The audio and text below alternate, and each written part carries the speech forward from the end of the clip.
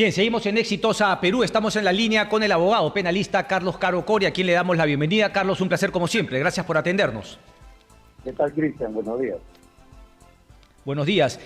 Carlos, a ver, un poco para entender ahora la situación del expresidente de la República, Martín Vizcarra, digamos, ¿cuáles son las acciones penales que se pueden accionar contra él? ¿Cuál es la situación actualmente del señor Vizcarra Cornejo? Carlos, por favor. Exitosa. A ver, el señor Vizcarra tiene dos grandes investigaciones en curso. La primera es por las colaboraciones eficaces de los casos Ixa y Obrainsa, que se siguen ante el fiscal Juárez y ante el fiscal Chirre, las cuales deberán de ser acumuladas en su momento.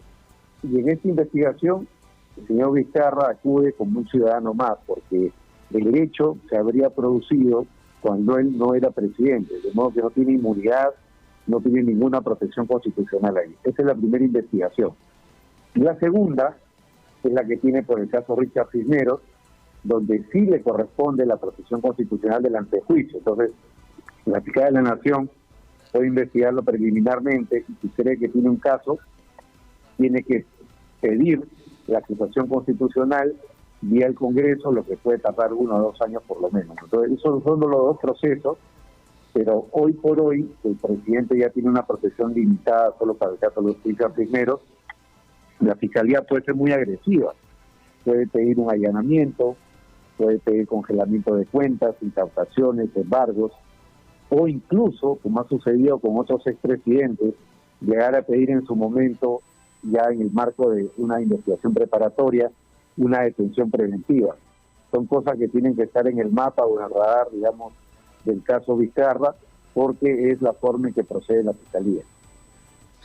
Carlos, ¿detención preventiva o preliminar teniendo en cuenta la etapa de la investigación? Porque entiendo que todavía estamos en la preliminar y no la preparatoria. ¿Cómo es un poco ese tema? Sí, cuando hay una investigación preliminar puede haber una detención preventiva, pero normalmente, en cuanto al método de la Fiscalía, la detención preliminar se usa para poder lograr otras colaboraciones eficaces. Acá entiendo que las personas de Ixa y Obrainsa ya están de colaboradores eficaces. Normalmente la Fiscalía los apresa con la finalidad que hablen, ¿no? Confiesen y luego piden la detención preventiva contra el principal. Acá en este caso, en cierto modo, están armando el proceso contra el expresidente Vizcarra, con la colaboración de la empresa, sus testigos, etcétera. Entonces la posibilidad de una detención preliminar no es algo que esté al frente, ¿no? Como sí lo fue en el caso Richard Cisneros, porque en este caso pues habían las versiones de Karen Roca, de Emilia Morales, del propio señor Cisneros, etcétera, con lo cual detuvieron algunos preliminarmente y luego pidieron la preventiva contra otros, ¿no? Lo cual no prosperó, como ya sabemos en la historia del caso. Correcto. De acuerdo. Aquí hay, en cambio, colaboradores, postulantes a colaboradores eficaces, entrega de algunas documentación, conversaciones y demás. ¿Esto todavía, según su criterio, es muy débil para poder hacer algún pedido de una medida cautelar? A ver, si nosotros somos estrictos, sí, para una medida cautelar grave como una detención preventiva, se requiere todavía que la Fiscalía pueda aprobar el peligro de fuga, el peligro de entorpecimiento de la acción de la justicia, ¿no? Y eso es algo respecto a lo cual la Fiscalía todavía tendría que trabajar algo más, porque ya el señor Vizcarra no está en la posición de presidente, no tiene la posición de poder que tenía en el caso Swing, donde salió el audio de él coordinando, ¿no? Qué se entregaba, qué no, qué se decía, qué no se decía. Entonces ahí, digamos, al dejar la presidencia está debilitado el peligro procesal. Pero la Fiscalía, digamos, por casos parecidos, recordemos el caso Keiko Fujimori, sí, el caso Kuczynski, pese a ser expresidente, le pidieron la detención preventiva, claro, y luego por leal le cambiaron a domiciliaria. Claro. Pero es un riesgo presente que en algún momento se puede materializar conforme a la práctica del Ministerio Público, como digo, y específicamente el equipo especial. De acuerdo. Es decir, si se cumpliera todo, todas las reglas estrictamente, no funcionaría como realmente se está aplicando en el país. Con mucho pasar para algunos abogados también estrictos en la materia.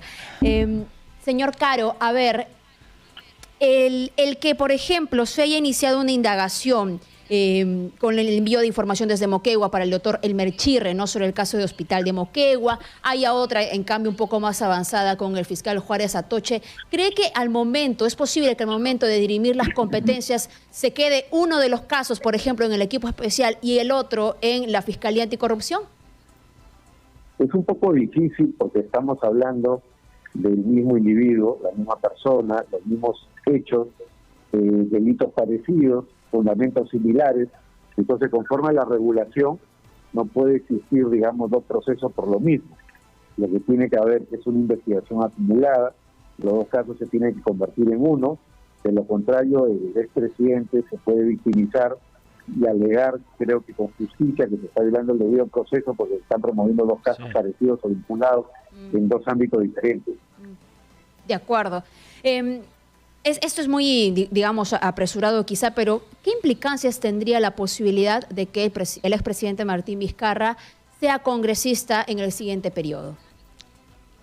El expresidente tiene derecho a postular. Sí.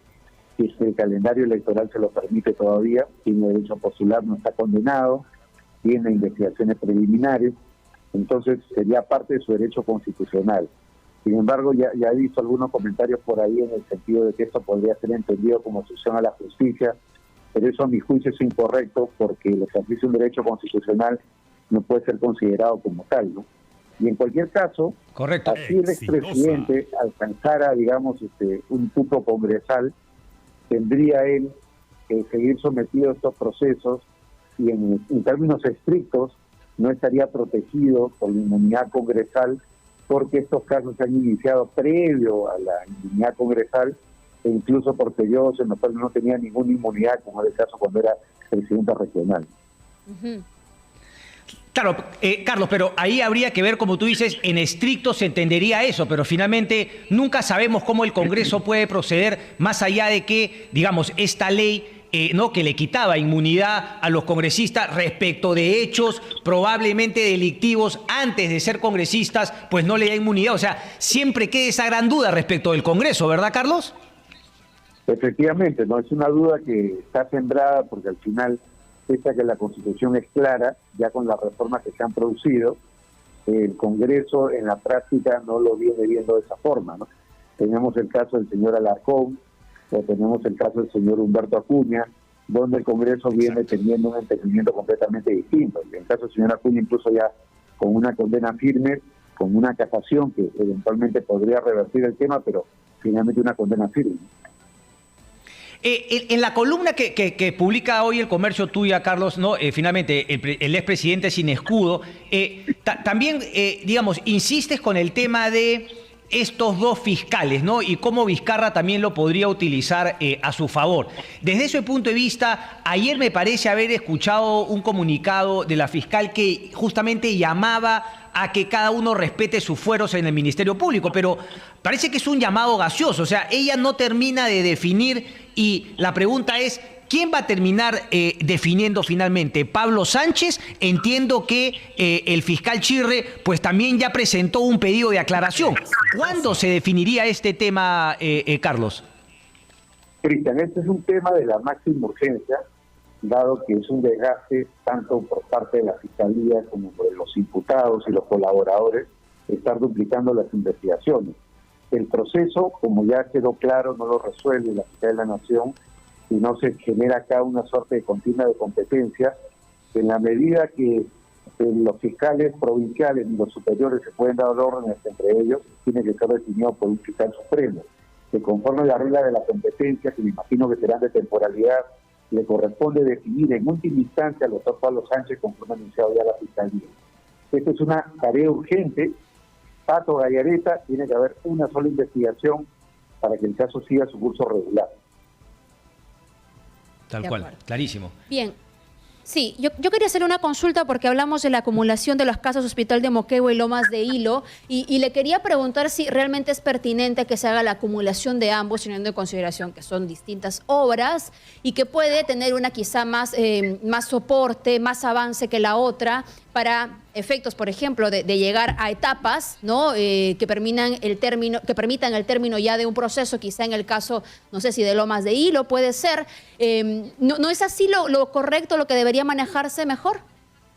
No, sin duda que sí. Recordemos que la Fiscalía Anticorrupción tiene dos niveles, ¿no?